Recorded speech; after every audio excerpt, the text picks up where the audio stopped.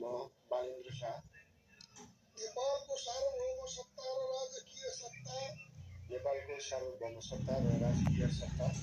नेपाली जनतामा निहित रहेको नेपाली जनतामा निहित रहेको नेपालको संविधानप्रति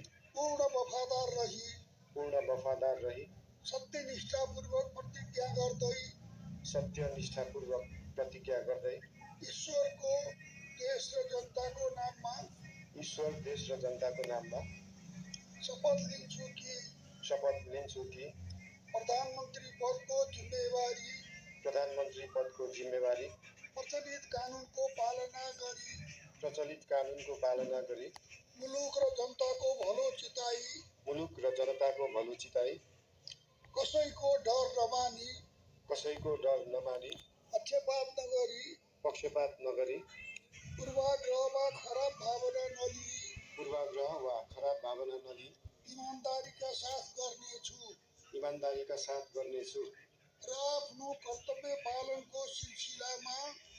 आफ्नो कर्तव्य पालनको सिलसिलामा आफूलाई जानकारीमा आएको कुरा म पदमा बहाल रहँदा वा नरहँदा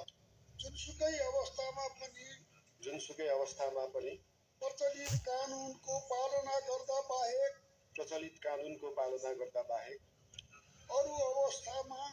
अरू अवस्थामा कुनै किसिमबाट पनि प्रकट वा संकेत गर्ने छैन। धन्यवाद। यसपछि